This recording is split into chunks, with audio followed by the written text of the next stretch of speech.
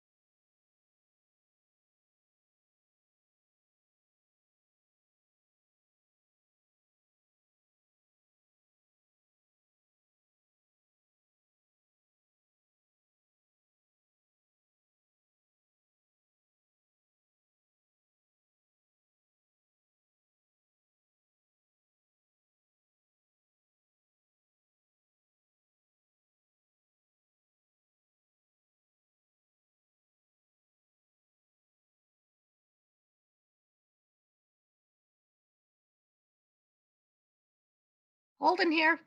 Okay, Gordon here. good, I'm here. good.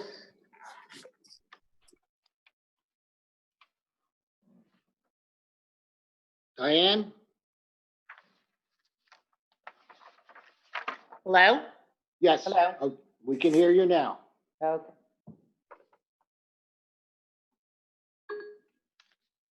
Okay. Staff, are we ready? Yes. Okay. We're back in regular session. And those of you who were not with us from the beginning, I want to thank you for your patience. And those who were with us from the beginning, I want to thank you for your patience also. And I hope all of you are well and are working through this very unique experience that we're all trying to work through. And as I indicated initially, we are operating the BPU, meeting our obligations and our mission, and in just a little bit different way. So it's an interesting process, to say the least. So I want to thank all of you who are joining us, and we will continue with our regular meeting. I just want to indicate that item 2G, which was discussed in executive session, will first of all not be discussed in public session, and obviously then no vote will be taken for that item. The other two items, 8A and 8C, will be voted on when we get to them in the agenda. I just want to make sure or make folks aware that this month of April that's coming up is Underground Damage Prevention Month, and it's a part of the National Safe Digging Month, a national initiative recognized by the United States Department of Transportation that takes place every April. It is intended to increase awareness of underground utility line safety precautions and reduce the risk of infrastructure damage. We have a very active awareness program here in the state of New Jersey. And I'd like to thank the Division of Reliability and Security for having this wonderful program.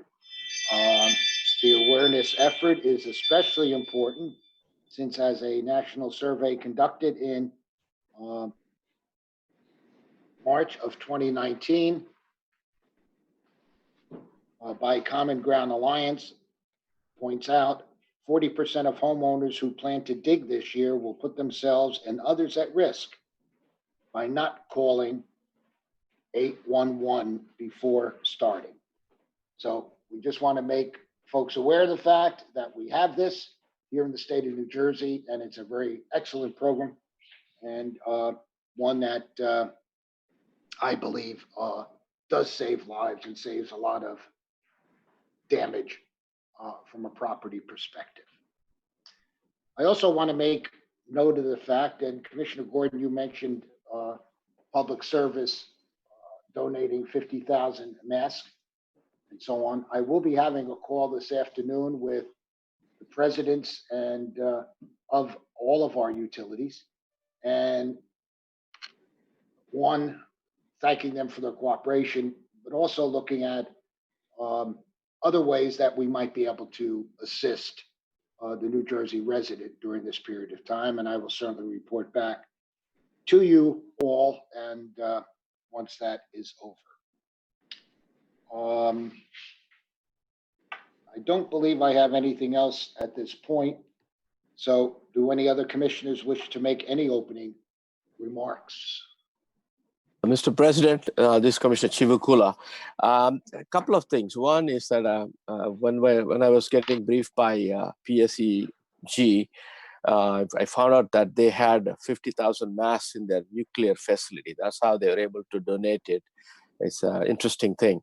The other thing is that I, reading through some emails regarding water updates, I found out that the people who are dealing with sewer are, especially in Pennsylvania, I guess, they were saying that people are flushing down the toilet, the paper wipes, Clorox wipes, and also the gloves. And one of the warnings they were saying is that it is potentially could clog up your sewer system to back up, and it may cause unnecessary digging the ground and cause a lot of inconvenience. So I think people should not flush used gloves and chemical wipes down the toilet.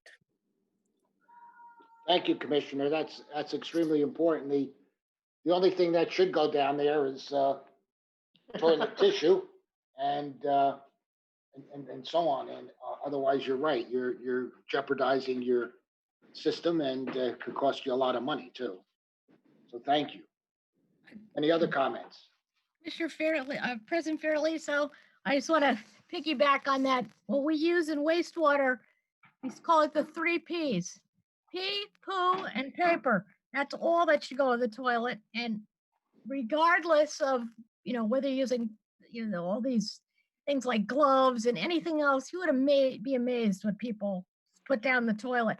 And the same goes for stormwater sewers. Don't allow these objects to go down the stormwater. A lot of systems still in this state are combined sewer overflow systems. So a lot of it is still getting into the treatment plant, but sometimes through the stormwater.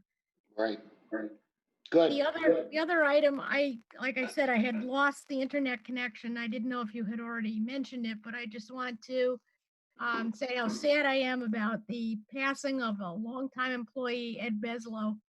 Man was not only a wonderful person and a gentleman, but no one knew regulatory law like he did, and we've lost a lot of institutional memory with his passing. Thank you for that. And due to the current situation here that we're all going through, there's not even going to be a service for Ed. But we did disperse contact information if people wanted to send a card or a remembrance of Ed.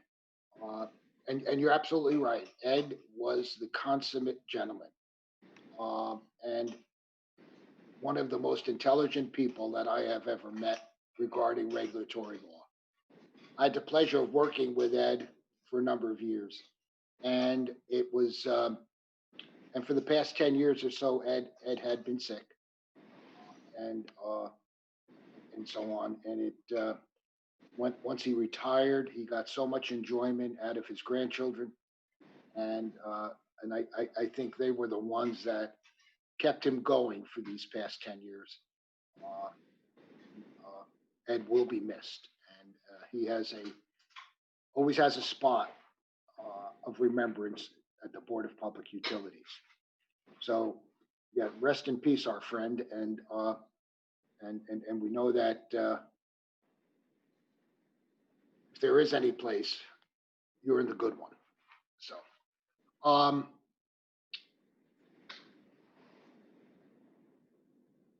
there was one other thing that I wanted to mention that you jogged my memory on, Commissioner, and I can't remember it now, but as we go along, I'm sure I will. Anyone else have any comments? Hearing none, Madam Secretary, the consent agenda, please. Thank you, Mr. President. I just want to make you aware that there are 2 votes for the consent agenda. So on the following consent agenda items, 5A, 7A, 7B, 7C, 7D, and 9A. Okay, thank you. Do I have a motion? So moved. Second. Roll Mr. call. President, Yes. Commissioner Bob Gordon, I am going to be recusing myself from the vote that includes as an energy agent or private aggregator, NJHA Healthcare Business Solutions. Okay.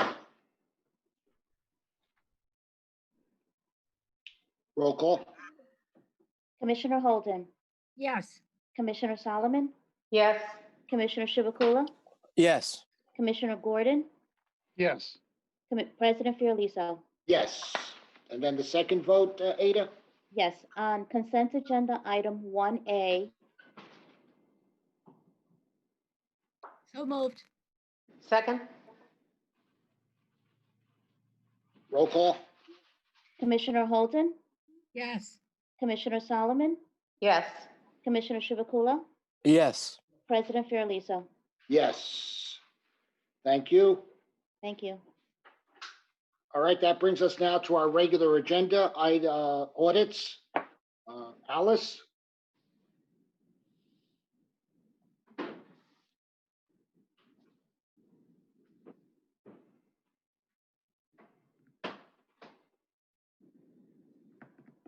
Hello, Alice?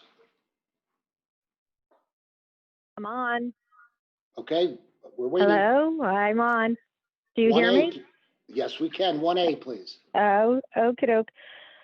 Before you this morning are 2 separate but similar agenda items, 1A and 1B, involving 2 separate registrants who failed to comply with certain provisions of NJSA 48:3-78 at SEC and the New Jersey Administrative Code NJAC 14:4-1.1 at SEC. These 2 registrants continue to operate after their registrations expired due to not filing renewal applications prior to their registration expiration dates.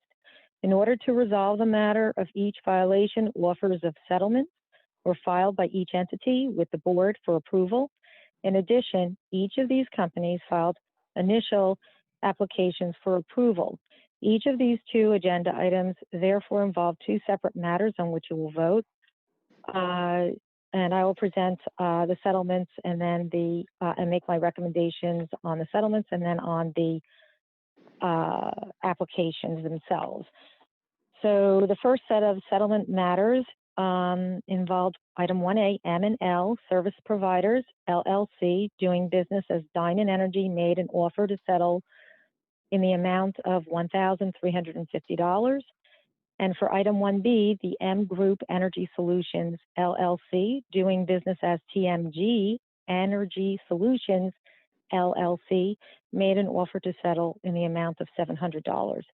Staff believes each respective offer of settlement is reasonable based upon the alleged violations for each company and recommends that the board accept the offers of settlements pro-offered by each of these registrants, subject to the conditions set forth in the respective settlement offers and draft orders. In addition, the second matters on which you will vote on today for each of these are the initial applications filed by M&L under item 1A, Services Providers LLC, doing business as Diamond Energy, to be a registered energy agent. And item 1B, TMG Energy Solutions, to be a registered energy agent. Each applicant filed the required registration documentation. And given that there are no investigations pending with regard to each applicant's service, staff recommends that the board approve the initial registration applications for each applicant as well. Hey, Alice, thank you. Let's take 1A first. Do I have a motion to accept the offer of settlement? Mr. President, I move the settlement of M&L Services doing business as Diamond Energy.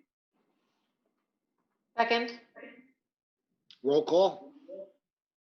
On the motion to approve staff's recommendation to accept M&L Services Providers doing business as Diamond Energy's offer of settlement, Commissioner Holden, Yes. Commissioner Solomon, Yes. Commissioner Chivukula, Yes. Commissioner Gordon, Yes. President Fiordaliso. Yes. I'll entertain a motion to renew license. Mr. President, I move the registration application of M&L Services doing business as Diamond Energy. Second. Questions, comments? Roll call.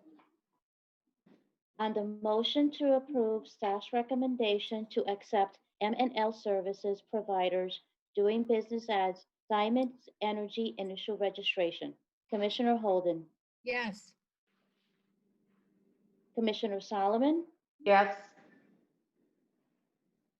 Commissioner Chivukula, Yes. Commissioner Gordon, Yes. President Fiordaliso. Yes. Let's go down to 1B. And do I have a motion to accept the offer of settlement?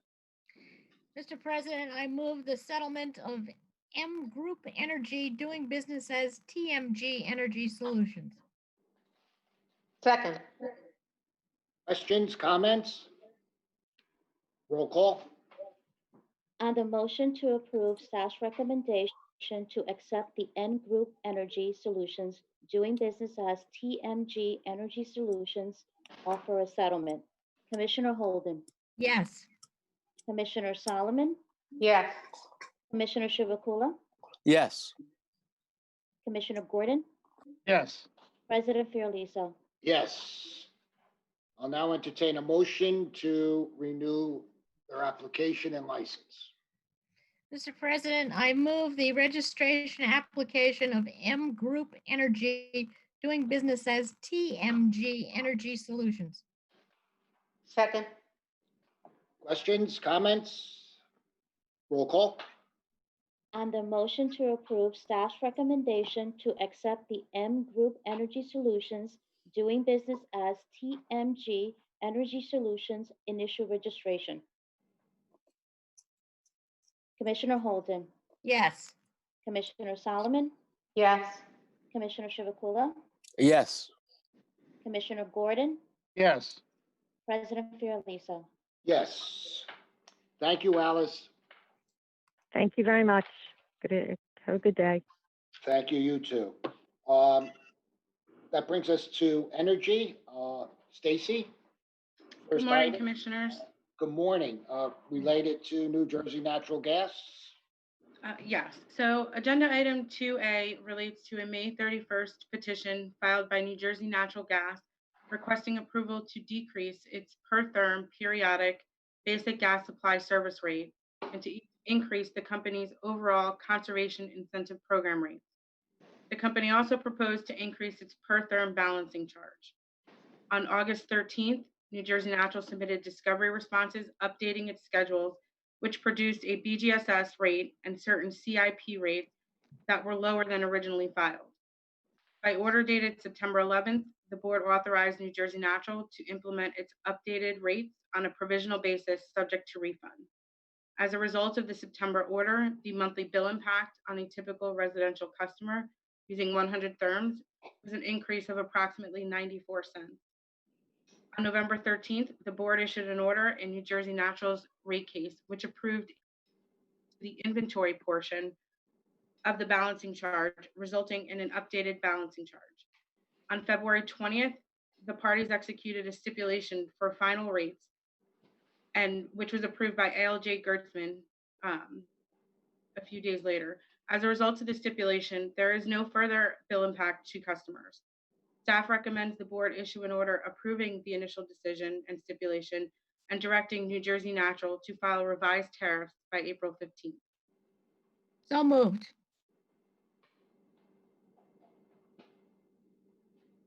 Do I have a second? Second. Questions, comments? Roll call? On the motion to approve staff's recommendation, Commissioner Holden, Yes. Commissioner Solomon, Yes. Commissioner Chivukula, Yes. Commissioner Gordon, Yes. President Fiordaliso. Yes. 2B regarding a stipulation between JCP&L and PSE&G Fossil LLC. Yes. On February 21st, 2020, Jersey Central filed a petition requesting board review and approval of stipulation related to JCP&L's interest in the Yards Creek generating station.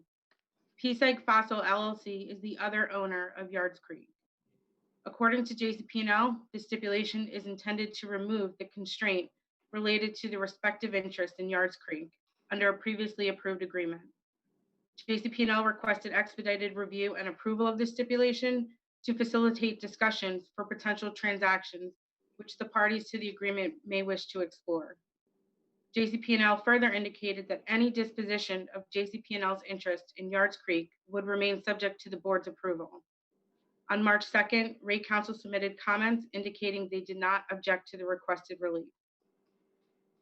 Staff recommends that the board issue an order approving the stipulation. So moved. Second. Questions, comments? Roll call? On the motion to approve staff's recommendation, Commissioner Holden, Yes. Commissioner Solomon, Yes. Commissioner Chivukula, Yes. Commissioner Gordon, Yes. President Fiordaliso. Yes. And that brings us, Stacy, to 8C regarding basic generation service. Yes, item 2C relates to the state's basic generation service requirements for residential and small commercial pricing customers, for which 2/3 are under contract for the period June 1, 2021 through May 31st, 2022. The board must determine how the remaining 1/3 of the state's BGS requirements for RSCP customers, as well as the state's annual BGS requirements for commercial and industrial energy pricing customers, should be procured beginning June 2021. In addition, the board must determine how Rockland Electric will procure the annual BGS energy and capacity requirements for its non-PJM service area within New Jersey. Staff is recommending the board initiate a transparent and public proceeding consistent with that employed for the past 19 years to determine what type of process should be used for the procurement. So moved. To initiate this proceeding, staff recommends the board approve a procedural order that would result in a board decision on the process in November 2020 and would permit a procurement process in February 2021. Staff further recommends the board direct the electric distribution companies to make a filing by July 1st, 2020, describing how they intend to procure the remaining requirements. This should also include a proposal from Rockland as part of its filing for procuring the energy and capacity requirements for its non-PJM service area.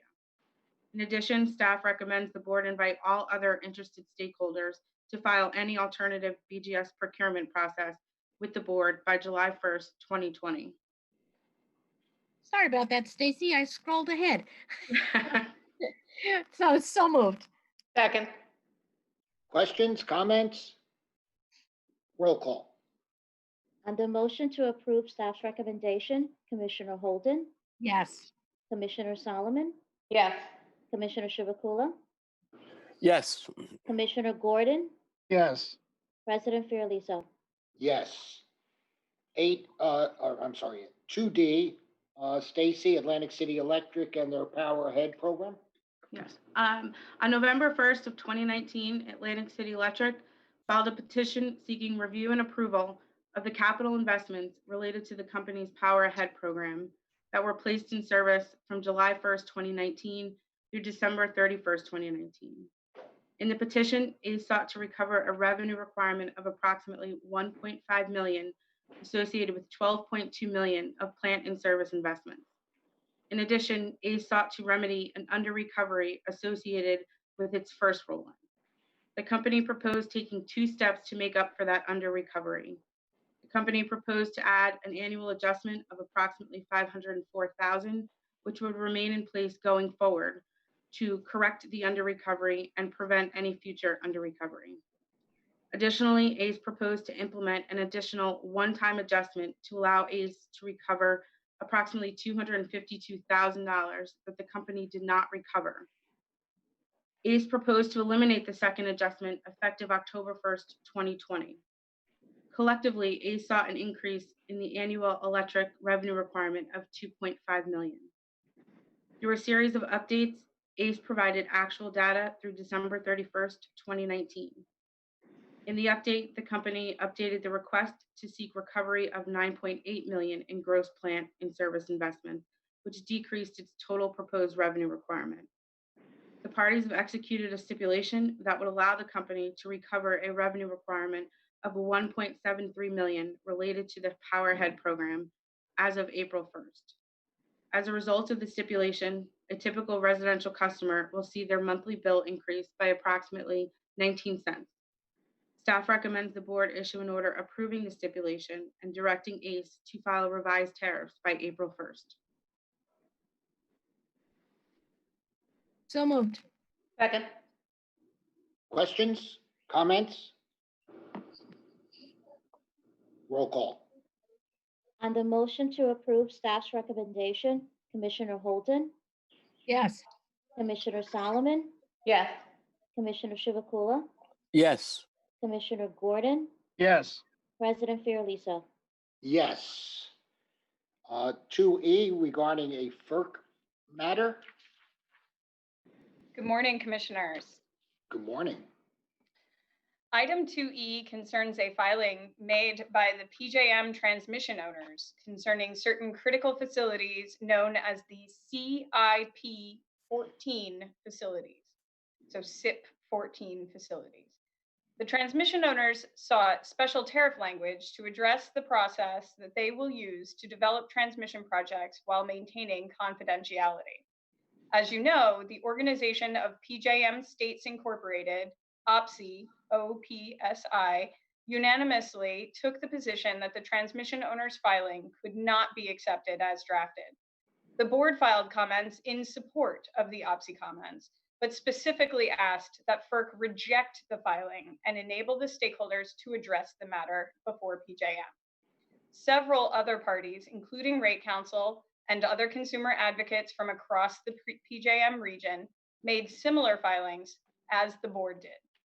These parties saw value in updating FERC on the stakeholder process pending at PJM and prepared an informational filing for submittal to FERC in this docket. Staff, on behalf of the board, joined the informational filing. We ask at this time that the board ratify the filing. Moved. Second.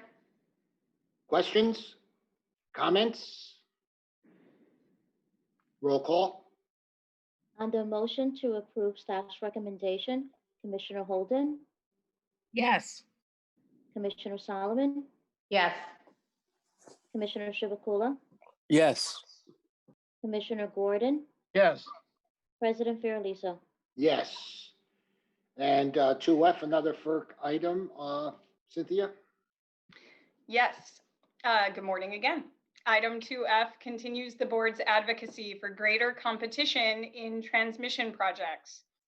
This docket is a proceeding initiated by the Federal Energy Regulatory Commission, or FERC, under Section 206 of the Federal Power Act. FERC has questioned PJM's application of the immediate need exemption under Order 1000. This exemption was intended to be narrow, allowing the incumbent transmission owners to develop transmission projects outside of competition only when narrow criteria were met. The board filed comments in support of FERC's determination that the current process is unjust and unreasonable. PJM filed an answer in the docket, which, among other things, responds to the board's prior comments. Staff, on behalf of the board, filed a motion for leave to answer and a substantive answer to PJM's filing. Staff continues the board's arguments in support of limiting the application of the immediate need exemption and urges FERC to conduct further proceedings to ensure a just and reasonable rate. I'd like to thank Emily Smithman, who worked on this matter for staff, and we ask that the board ratify the filing at this time.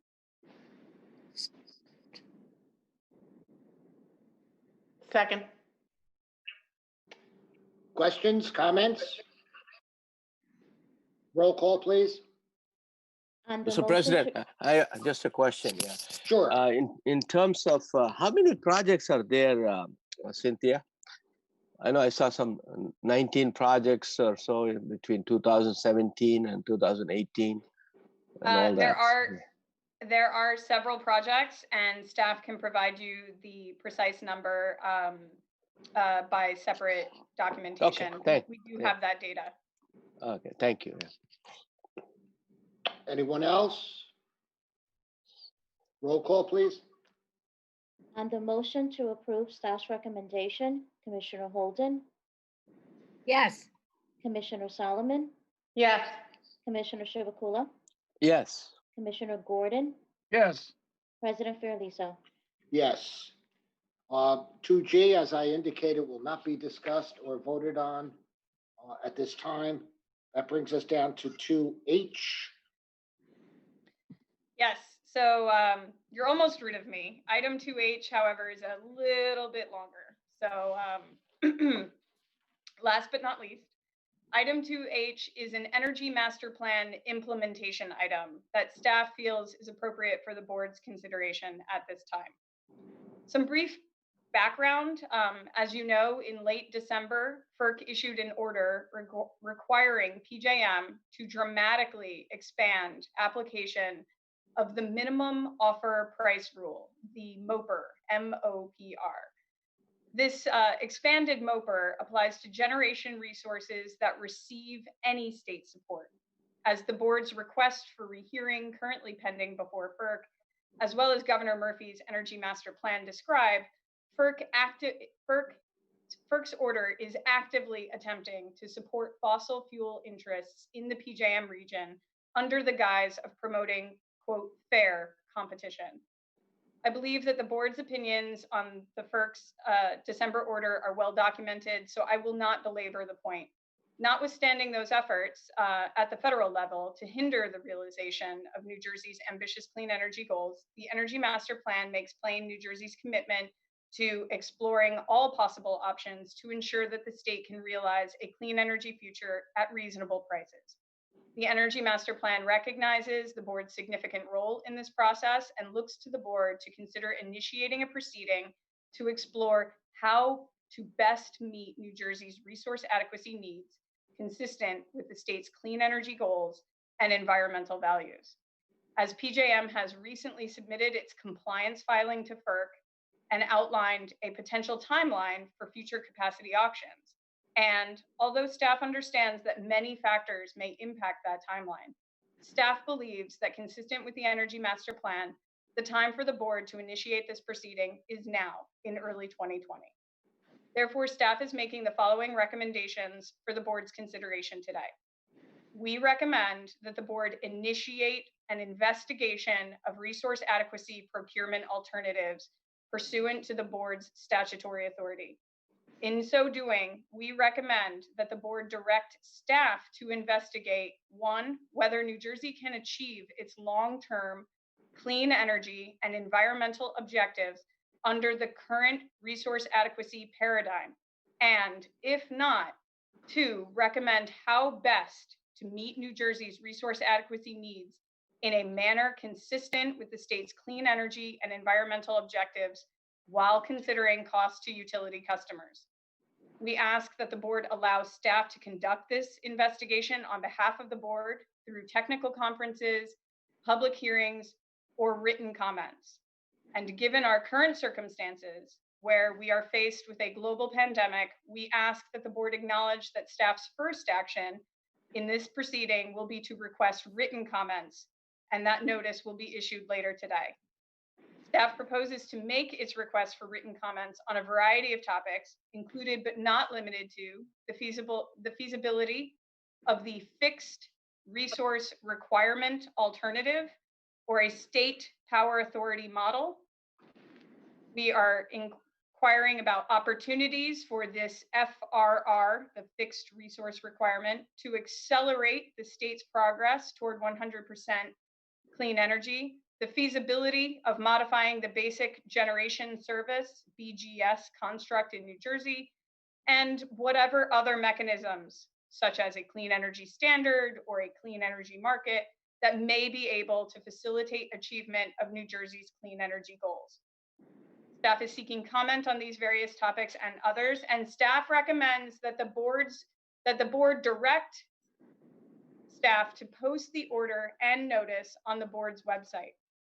We further ask that the board direct all of its regulated electric utilities in the state to post this order and any accompanying notices in this proceeding on their respective website homepages within 2 business days of the date of the order. Staff also asks that the board direct each of the regulated electric public utilities to electronically supply each of their respective BGS suppliers with a copy of this order within 2 business days of the date of the order. Finally, as this is the board's investigation to be conducted by staff, we ask that the board direct staff to review all of the data and comments received by the board in this proceeding and to issue a report, a staff report, with recommendations for any further appropriate action. The report shall be based upon board staff's review and analysis. The report shall be supported by a narrative explaining the recommendations as well as the rationale supporting the recommendations. And as always, staff's recommendations in the report will not be binding on the board. The board may accept or reject the staff report and recommendations in whole or in part. So now, with all that being said, we ask that the board approve staff's recommendations, the draft order pending before you, and the notice requesting written comments. Thank you. So moved. Second. Questions? Yeah, Mr. President, Cynthia, do we have a schedule for this? I was just looking at the schedule. I know the current situation is difficult, so written comments and all that. I understand. By what time frame do you think we can? This is an important initiative. So, what time frame will have some kind of inputs that come from the stakeholders? Well, the written notice for comments is requesting comments by the end of April. We are not at this time recommending a hard deadline for concluding staff's investigation and making the recommendations to the commissioners, but we are optimistic that we could conclude this by the end of the year. Thank you. Yes, Commissioner, I agree with you. It is an important initiative, and I'm glad to hear that we're going to hopefully see it completed by the end of the year. Any other questions, comments? Roll call. On the motion to approve staff's recommendation, Commissioner Holden, Yes. Commissioner Solomon, Yes. Commissioner Chivuk, Yes. Commissioner Gordon, Yes. President Fiordaliso. Yes. Thank you, Cynthia, and thank you, Stacy. That brings us to cable television, item 3B involving Altice. Good morning, Commissioners. Good morning, Lawanda. How are you? Good, thank you. Good. Item 3A involves a joint petition filed on March 5th, 2020 by CSC TKR Inc., a subsidiary of Altice USA Incorporated and Service Electric Cable TV of New Jersey. The petitioners are requesting that the board approve the transfer of 28 certificates of approval, related authorizations, and the accompanying cable systems from Service Electric to Altice. Both Service Electric and Altice are authorized cable television providers in New Jersey, subject to the board's jurisdiction and that of the Office of Cable Television and Telecommunications. The transfers are related to the purchase of Service Electric's cable television assets by Altice. The purchase was announced by Altice on February 12th, 2020, during its fourth quarter earnings call, where they announced an agreement had been reached to acquire substantially all of Service Electric's assets for $150 million in cash, subject to certain closing adjustments and closing conditions. Post-transaction, Altice, through its subsidiary CSC TKR, will be the franchised cable television provider for Service Electric's current service territory, consisting of 28 towns in the northwest portion of the state in Sussex and Warren counties. While the transaction does not appear to involve any telecommunications assets or licenses, nor any use of either company's assets for financing, the transfer of the certificates and the change in control is subject to board approval. The petition is currently under review by the board and the Division of Rate Counsel, and both are preparing to issue discovery requests to the petitioners. In today's item, staff is requesting the board designate a hearing officer for this matter in order to establish a more efficient review process by allowing a quicker resolution of any motions or procedural issues that may arise in the matter, without the need to bring such matters before the full board for resolution. The full board will, of course, have the opportunity to rule on the petition following staff's review of the evidence presented in the case. Staff therefore recommends the approval of a hearing officer at this time. Thank you. So moved. Second. Commissioner Chivukula, would you consent to being the hearing officer? Yes, sir. Okay. Any questions, comments? Roll call. On the motion to approve staff's recommendation, Commissioner Holden, Yes. Commissioner Solomon, Yes. Commissioner Chivukula, Yes. Commissioner Gordon, Yes. President Fiordaliso. Yes. Thank you, Luanda. Thank you, Commissioner. Thank you. There are no items under telecommunication. That brings us to water. Michael, 5A, Middlesex Water Company.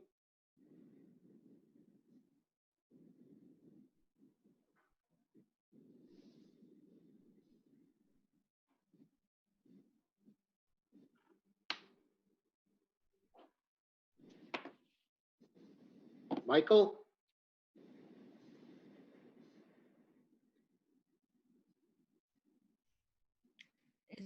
Muted. Is there someone else on for water?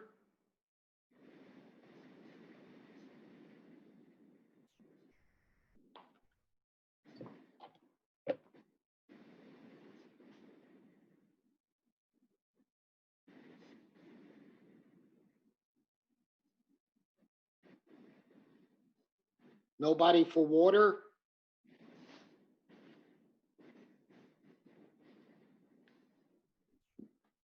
Mr. President, this is Bob Rabston. It looks like Mike was on and got disconnected, so we're trying to bring him back on. All right, why don't we go down to customer assistance then while we're waiting for Mike? There's nothing under reliability and security. Customer assistance, Julie?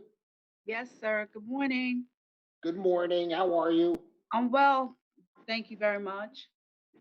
Before you is a petition in this matter involves a billing dispute filed on March 21st, 2019 between Gerard Nappy and New Jersey American Water. The case was transmitted to the OAL on June 2nd, 2019 and assigned to ALJ Kelly Kirk. Mr. Nappy alleged he was incorrectly billed by New Jersey American Water, resulting from a potential water meter mismatch between his property and an adjoining property when a field representative mistakenly changed his meter, which led to the subsequent shutoff of his water service.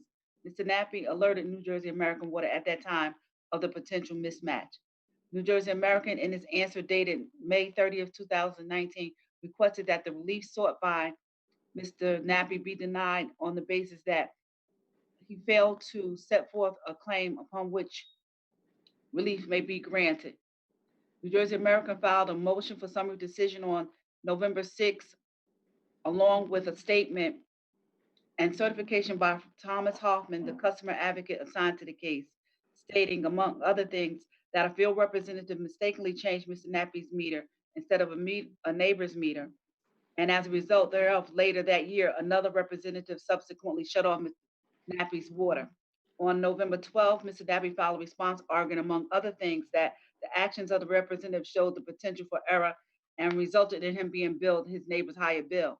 New Jersey American Water then filed a reply brief with additional certification that the in-person errors in 2017 were understandable due to the meter positioning. In addition, the water consumption data was collected through a computerized system for which the location of the meters makes no difference.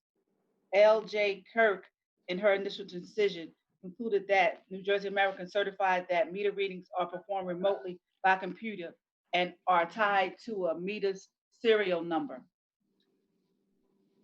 A.L.J. Kirk, in her initial decision, concluded Mr. Nappy did not present any evidence to contradict New Jersey American's certifications and create a genuine issue of material fact to support any finding that he was improperly billed or entitled to any reimbursement. New Jersey American certified that a computer performed the meter readings remotely. The system removed the potential for incorrect billing, and A.L.J. Kirk found that it is not clear how the mismatch would have proved Mr. Nappy was overbilled. A.L.J. Clerk concluded that there is no genuine issue as to any material fact challenged, and Mr. Nappy's petition should be dismissed. Staff has completed its review of the record and recommends the board adopt the initial decision. So moved. Second. Questions, comments? Roll call? On the motion to approve staff's recommendation, Commissioner Holden, Yes. Commissioner Solomon, Yes. Commissioner Chivukula, Yes. Commissioner Gordon, Yes. President Fiordaliso. Yes. Thank you, Julie. You're welcome. Anybody on from water yet?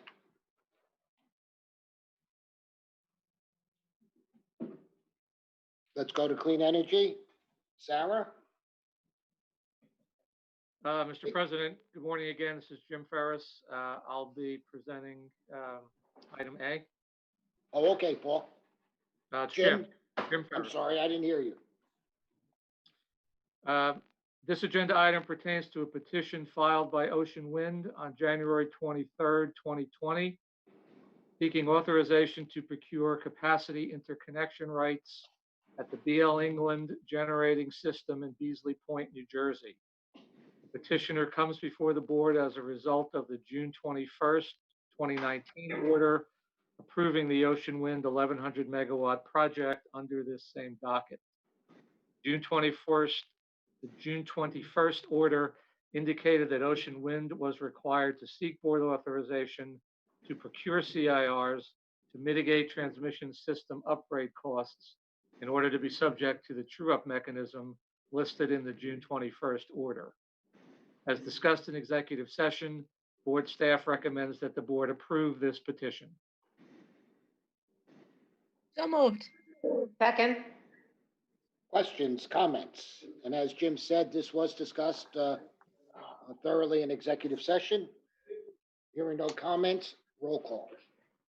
On the motion to approve staff's recommendation, Commissioner Holden, Yes. Commissioner Solomon, Yes. Commissioner Chivukula, Yes. Commissioner Gordon, Yes. President Fiordaliso. Yes. 8B.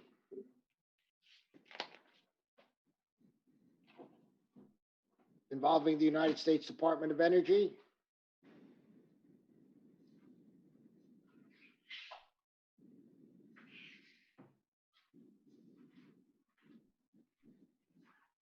State Energy Plan application.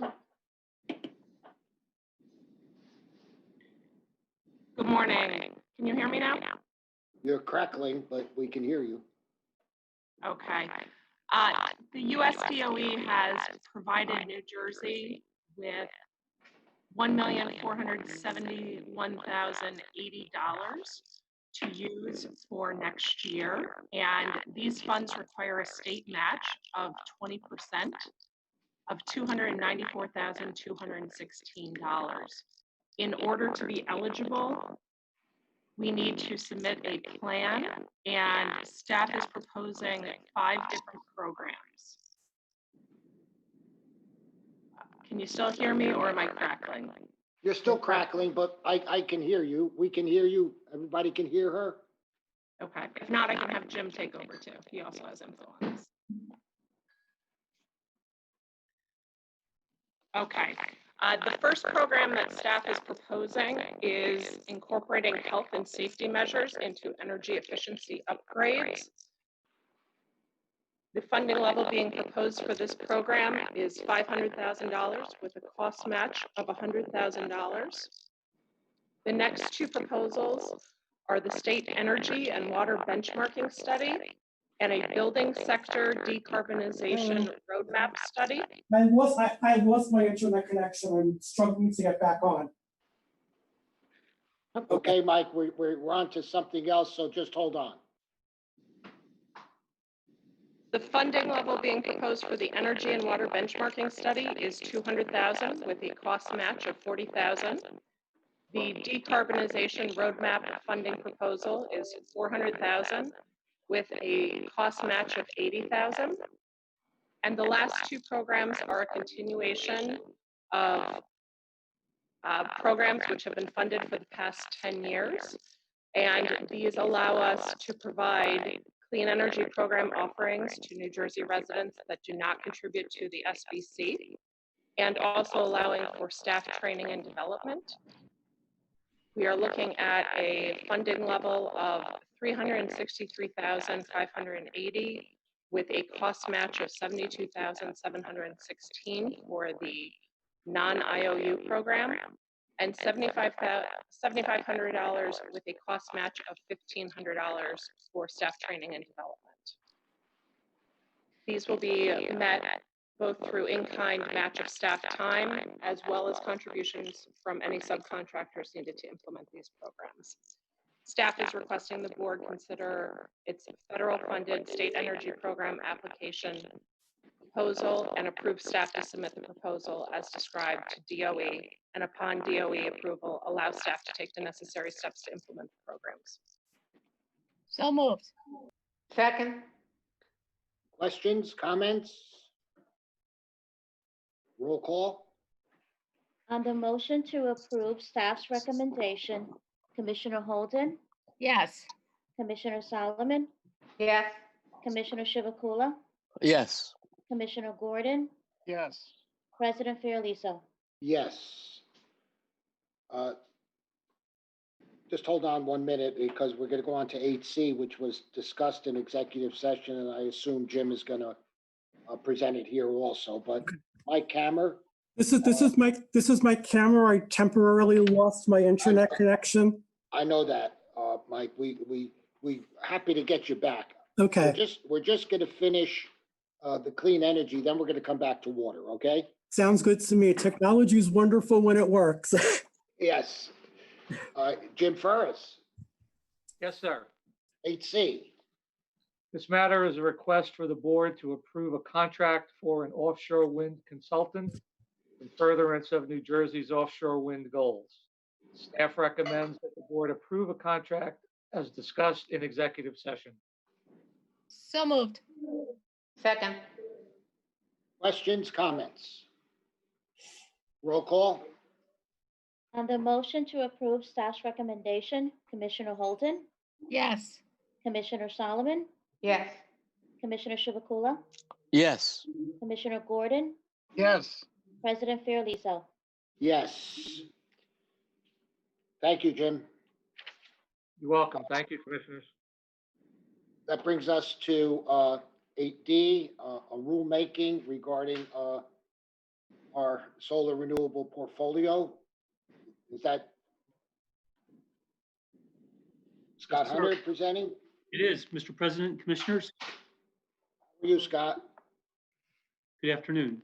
Item 8D relates to staff's recommendations to propose amendments to the existing renewable portfolio standard, or RPS rules, to further address the closure of the solar renewable energy certificate registration program, to create new rules establishing a solar transition incentive program, and to adapt the current RPS rules governing annual compliance processes to accommodate the new transition incentive in TRECs. Clean Energy Act of 2018 requires the board to close the SREC registration program to new market entrants on the state's attainment of 5.1% of its retail electricity sales from solar electric generation facilities. The law also requires the board to study modification or replacement of the SREC program, consult with stakeholders, and to develop a new solar incentive delivery mechanism. Following robust and iterative modeling and stakeholder engagement to fulfill these requirements, on December 6, 2019, the board ordered the creation of a transition incentive program and transition renewable energy certificates. We'll call it the TREC program here out. The TREC program was designed to ensure a smooth and efficient transition from the SREC program to a new solar successor incentive program, which is currently under development. TREC program was clarified and amended in board orders on January 8th and March 9th of this year. To ensure the efficient closure of the SREC registration program, after the board determines that the 5.1% milestone has been attained, staff is recommending that the board require by amendment to the existing solar renewable portfolio standard rules that registrants provide their post-construction certification package to staff within 90 days of commencing commercial operations, which is evidenced by the issuance of a permission to operate letter from the EDC, or Electric Distribution Company. Amendments to the current processes for third-party suppliers and basic generation service providers to demonstrate compliance with the RPS are also recommended in the proposed rules to account for the new TREC requirements within the annual reporting process. And finally, to codify the TREC program based on the design approved by the board in the three orders I described earlier, staff is recommending the creation of a new subchapter within the rules for the transition incentive program. If approved by the board, the rule proposal would be sent to the Office of Administrative Law for publication in the New Jersey Register and be open to public comments for 60 days before returning to the board for modification or final approval.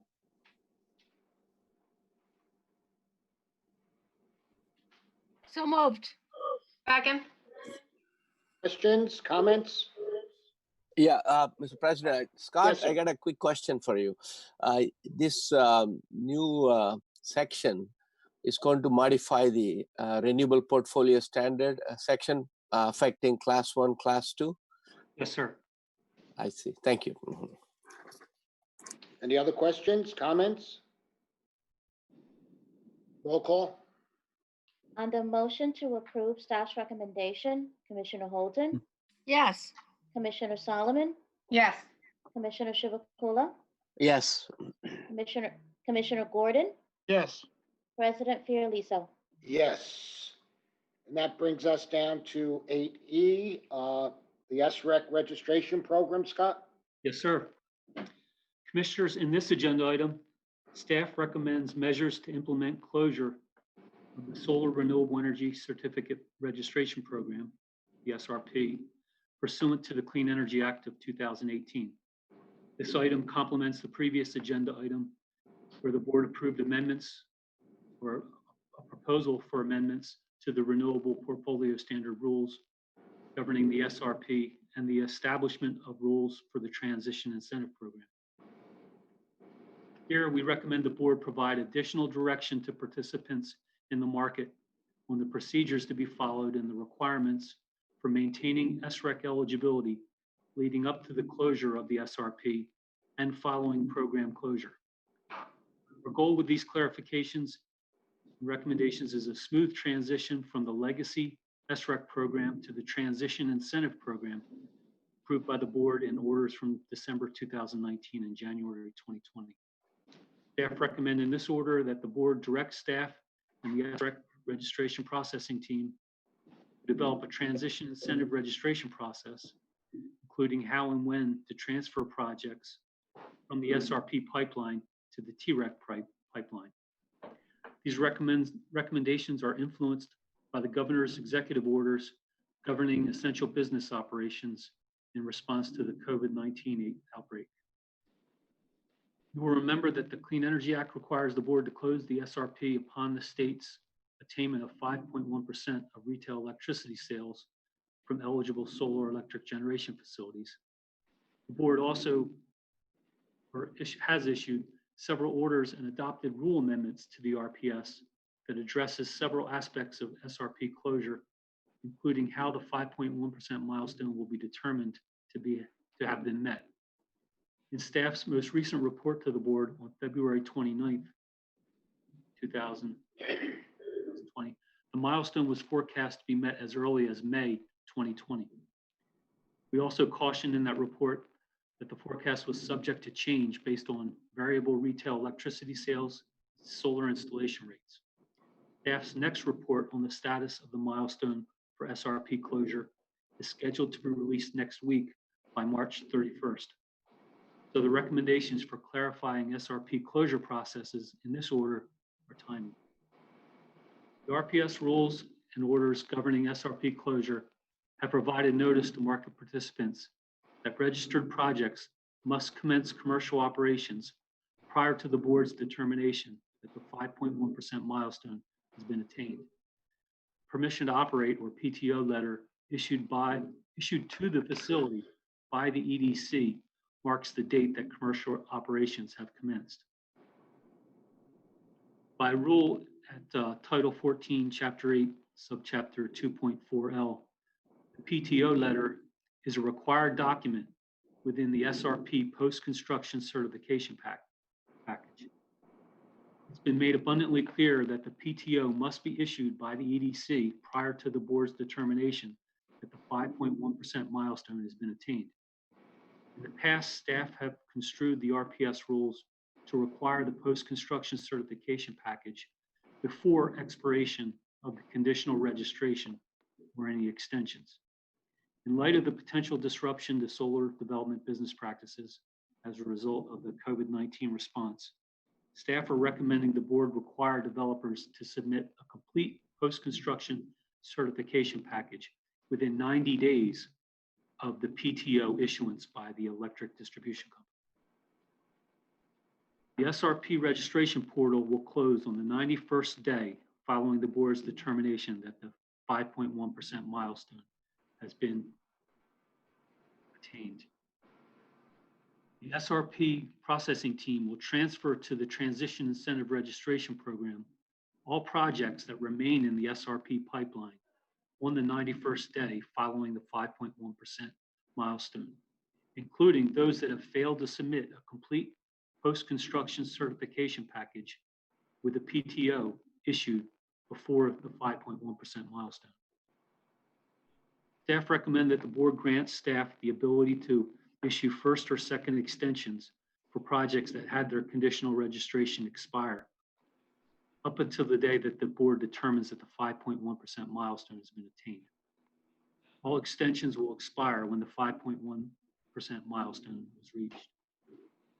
In response to solar developers' inquiries about the potential for opening a new round of subsection R from the Solar Act of 2012, staff recommend the board definitively state that no new subsection R process will be opened, since the criteria for subsection R approval by the board is unique to projects seeking to enter the SREC market, which closure is rapidly approaching.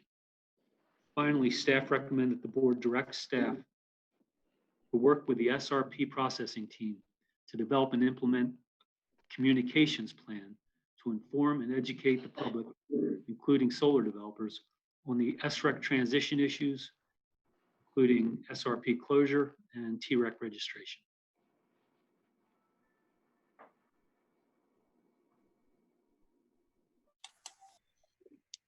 So moved. Second. Questions, comments? I just have one question, Scott. There's a lot of bookkeeping, right? I mean, we want to make sure that everything is posted correctly on the website, so that we don't have any potential disputes with the industry. That's right. There are about 8,000 projects or so in the SREC registration pipeline. And it's important that we are able to identify which are eligible for SRECs and which are eligible for the transition incentive program. Good luck. Thank you. Thank you. Any other questions, comments?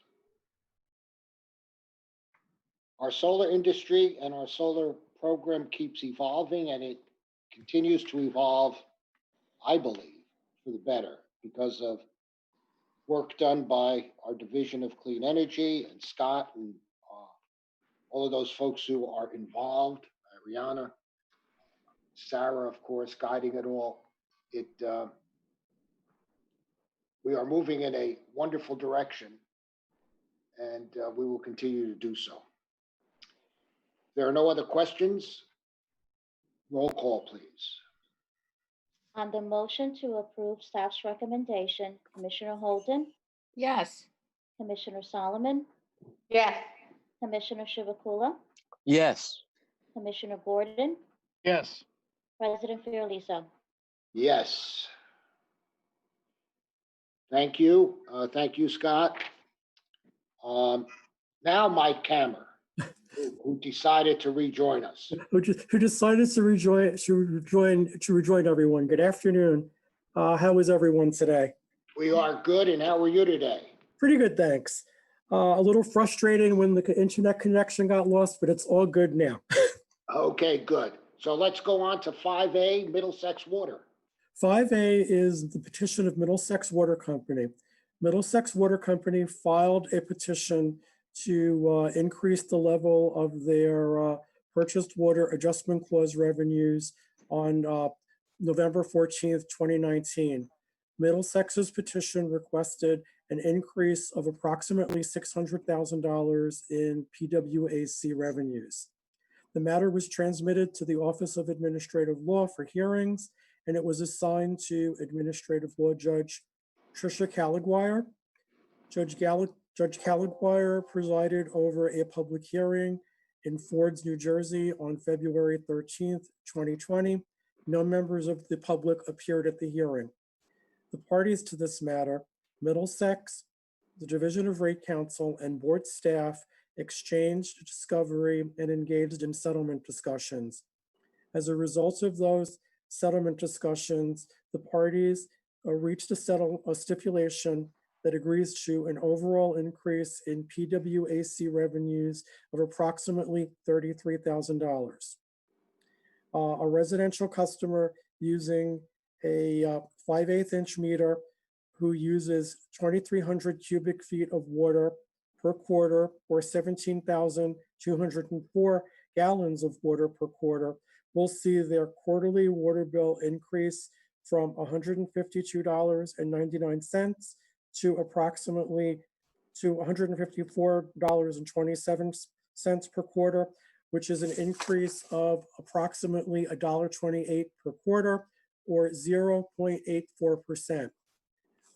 Administrative Law Judge Caliguire adopted the stipulation and issued an initial decision recommending that the board adopt the stipulation. Staff recommends that the board adopt the initial decision and the stipulation. So moved. Do I have a second? Second. Questions, comments? Roll call. On the motion to approve staff's recommendation, Commissioner Holden, Yes. Commissioner Solomon, Yes. Commissioner Chivuk, Yes. Commissioner Gordon, Yes. President Fiordaliso. Yes. And 5B, American Water, Mike? 5B is the petition of New Jersey American's Water Company to increase its purchased water adjustment clause and its purchased sewage treatment adjustment clause. The matter was filed on November 15th of 2019. The company requested an increase of approximately $4.4 million, which is a proposed increase of approximately 0.66% over the company's then current PWAC and PSTAC revenues. Middlesex Water Company was granted intervention by Judge Gertzman. The matter was transmitted to OAL and assigned to Judge Gertzman. Public hearings were held on February 18th, 2020 in Ocean City in Cape May County, on February 19th in Howell Township in Monmouth County, and on February 20th in Hillsborough in Somerset County. No members of the public appeared at any of the hearings. The parties to this matter, Middlesex, Rate Council, New Jersey American, and board staff exchanged discovery and engaged in settlement discussions. As a result of those discussions, New Jersey American, Rate Council, and board staff entered into a stipulation that resolved all issues that arose from this matter. Staff, New Jersey American, and Rate Council are the signatory parties to the stipulation. The stipulation agrees to an increase in annual PWAC and PSAT revenues of approximately $686,836 or 0.10%. Under the terms of the stipulation, for PSTAC customers in Lakewood will see who use 18,000 gallons of water during the winter quarter will see their bills decrease by approximately 1 cent per month, which is a decrease of 0.2%.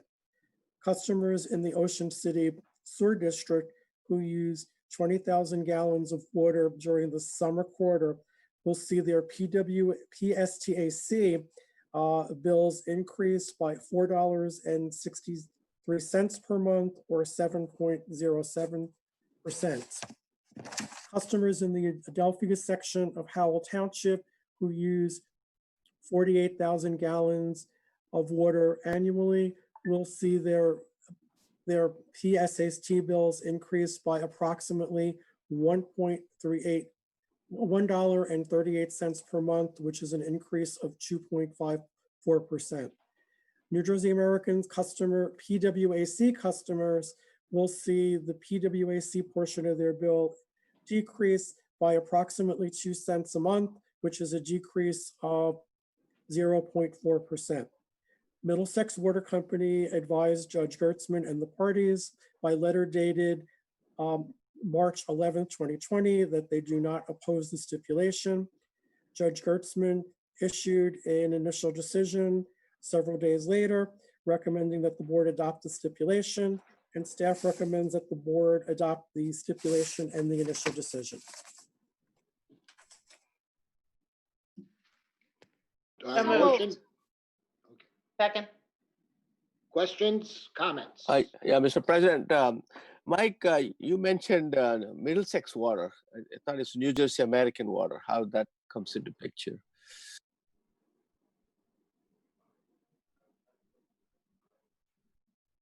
I just want to clarify. Yeah, it's New Jersey American Water, right? Yes.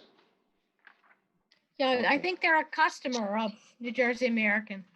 I think that's what it is. Right. Okay. Because I heard Middlesex somehow. Yeah. I hope I'm not imagining, but I heard it. Hopefully. No, you were right. Yeah, 652,000 customers are affected and 45,000 sewer customers. Wow, it's a major impact. Yeah.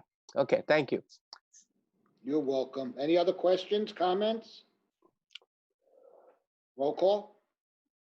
On the motion to approve staff's recommendation, Commissioner Holden, Yes. Commissioner Solomon, Yes. Commissioner Chivuk, Yes. Commissioner Gordon, Yes. President Fiordaliso. Yes. That brings us to miscellaneous. Thank you, Michael. that brings us to miscellaneous item 9A. Mr. Walker? Good afternoon, Commissioners. I hope everybody's well. Yes, item 9A is regarding ZEC and is a continuation of an order approved by the board on July 10th of last year to finalize the forward ZEC program processes and guidelines. The board had granted an extension on staff's recommendations for the forward process until the end of this month. However, due to a few unforeseen circumstances and some finalization that we need to do in at least one of the 6 tasks, we're asking the board humbly to grant us an extension to the end of May this year, where we are confident we will have everything ready to go. So staff is recommending that the board grant us the extension until the end of May 2020 and direct us to be back before you before then for those results. So moved. Second. Questions, comments? Roll call. On the motion to approve staff's recommendation, Commissioner Holden, Yes. Commissioner Solomon, Yes. Commissioner Chivukula, Yes. Commissioner Gordon, Yes. President Fiordaliso. Yes. Before we adjourn, there are a couple of things I would like to acknowledge here. Number one, I want to thank all of those staff members who worked so diligently this past week in getting us off the phone, basically, and onto Zoom. There might have been a couple hiccups here or there, people getting knocked off, but in my opinion, it was a much better way to communicate. We could see who was talking by the name popping up at the top. It was much clearer. We weren't getting, basically, except for Sarah, for some reason, we weren't getting the static of a phone or anything of that sort. So I want to thank them, and I know collectively we'll be working again to see if we can even make it better. But if not, this, as far as I'm concerned, worked very, very well. So thank you to all of you who worked so hard in doing this and bringing us, I never heard of Zoom before, bringing me into the 21st century anyway, and so on. So, you know, out of necessity, we're all learning different things. I also, again, want to thank most of our utilities, and I'm not going to mention names here because I'm liable to screw it up, but most of our utilities for the cooperation and collaboration in helping the state of New Jersey get through this current crisis. I say most of our utilities, some were a little more difficult than others, and so on. But most of our utilities have been so cooperative and willing to do things and have volunteered to do things. They volunteered, as an example, to eliminate shutoffs. And some even went back before the event occurred and reinstated those that they could. And they found many of the buildings that they had shut off were vacant and things of that sort. But they even went back and to try to connect people, to try to relieve stress that everybody is experiencing, and to help alleviate that stress to some degree. So I want to publicly thank most of them and say, job well done, and so on. And hopefully we will get past this quicker than later. But again, please, everyone stay safe. Listen to the medical experts, and we'll get through this, as I said, hopefully sooner than later. So I want to thank you, and I would like to entertain a motion to adjourn. So moved. Second. All those in favor? Aye. Aye. All right. Thank you so much, my colleagues, and all Thanks, of you. everybody. Thank Stay you. safe also. Stay safe.